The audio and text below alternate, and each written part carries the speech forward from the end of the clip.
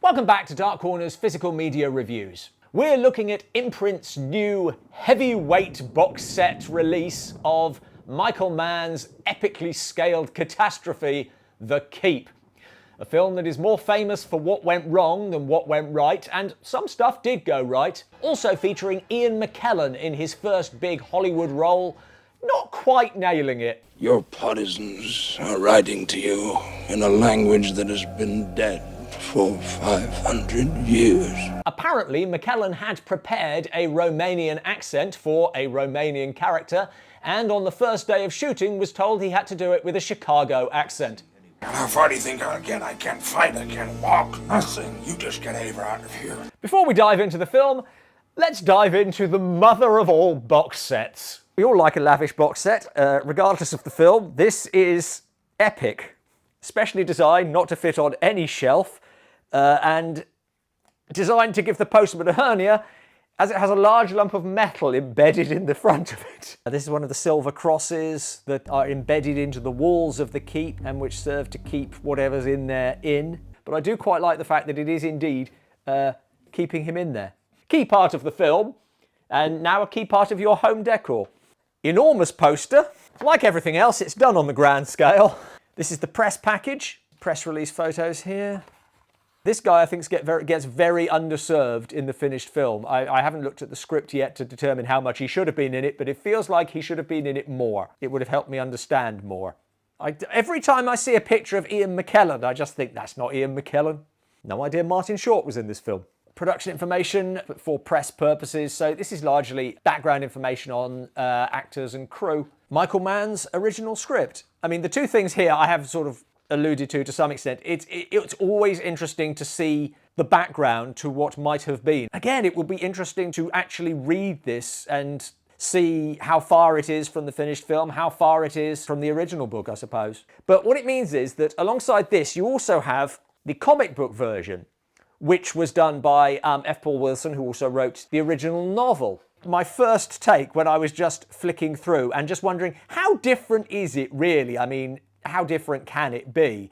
And I happened, I think, on this page, or yeah, that one, in fact, and thinking, who the hell is that? Because this character, or at least this image of the character, is not in the film. That's how different it can be. It is very clearly a completely different rendering. That in itself makes it, I think, worth having. When all you know about a film is that it's not the film it's set out to be, then you like to see as much background as you can to try and understand what sort of film it could have been. Exploration behind the scenes. There are pictures in here that are from the BFI archives. They've never been seen before. I have definitely been to this area and to this quarry because it's near Blaenau Festiniog.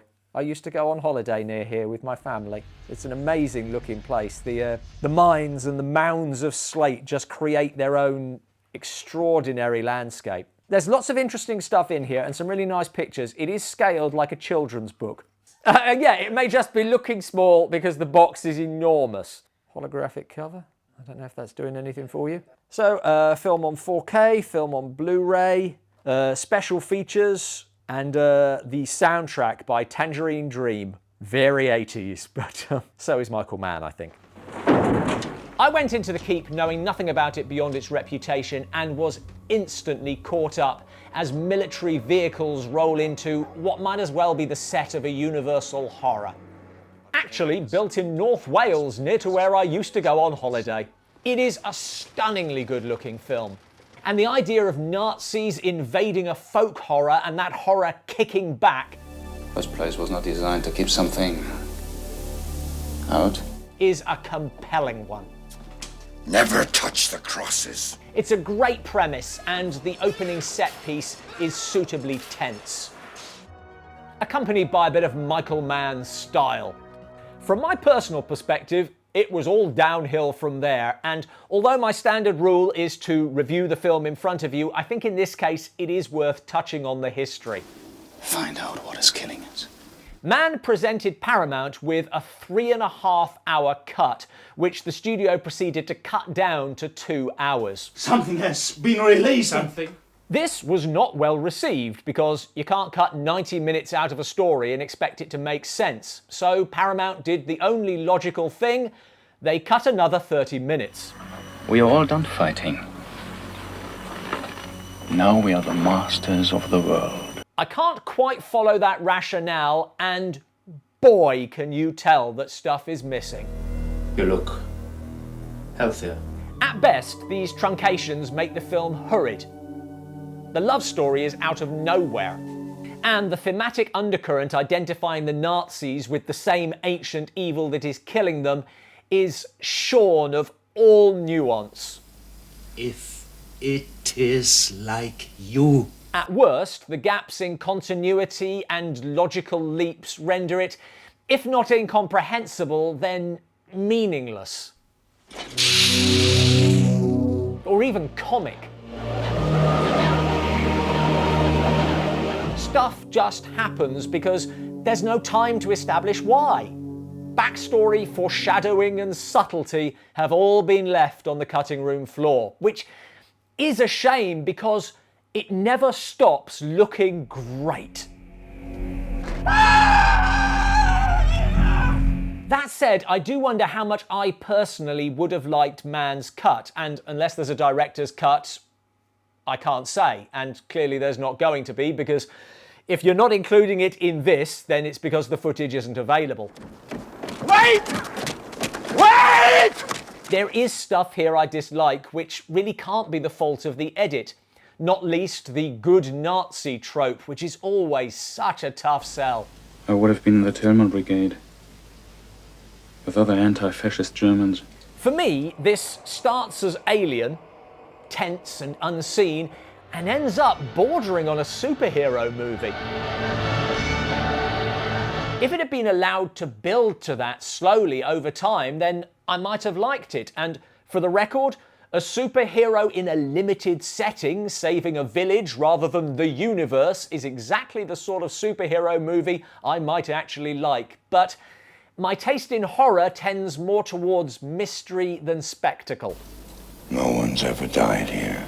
And this blows the mystery early doors.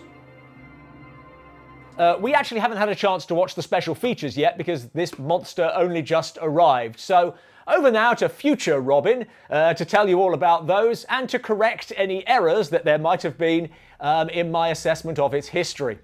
So, some housekeeping first, because I don't want to misrepresent Michael Mann, and based on the extras, it does seem that the 3.5-hour cut was an assembly cut rather than the final cut. Continuing the theme of this review, these are high-quality extras for not such a high-quality film. Most of the extras from Vinegar Syndrome's 2024 release have been ported across, replacing their single commentary track with 3 new and superior ones, featuring historians, cast, crew, and writer F. Paul Wilson pulling absolutely no punches. Although he did love the cast and crew, and everyone picks their moments when the film went really off the rails. Overall, you get a fascinating insight into what went wrong from experts and the people who were there. The standout extra is Stuart Buck's feature-length documentary, A World War II Fairy Tale, the making of Michael Mann's The Keep. Extensive behind-the-scenes stuff, really well researched, and so much better than some puff piece made solely to market the film. I've got to say that the hours were extraordinary, but we were hourly paid in those days, and fortunes were being earned, you know? The obvious gap here is Mann himself. He does appear in some featurettes shot during the film's making, when he was still optimistic about it, before the studio got their hands on it. If I feel that I've done 96, 97, 98, 99% of what I could have possibly done with that subject, and whatever happens to that film afterwards, how it's received, whether it makes money, whether it doesn't make money, bothers me not at all. But since then, he has disowned the film totally, and that seems to extend to talking about it. Both 3.5-hour and 2-hour cuts are now lost to time. There's a wealth of really great extras here, enough to fill this enormous box. Interviews with prosthetics artist Nick Maley, actor Jürgen Prochnow, Tangerine Dream composer Johannes Schmerling. It's as definitive a package as you could ask for. It's certainly still possible to enjoy The Keep. It doesn't make sense, but it's not very long. But it's hard to watch that opening without thinking, this could have been great. Thanks for watching. Please like and subscribe. Any thoughts on The Keep? What other films feel like something good was edited out of them? Let us know in the comments below.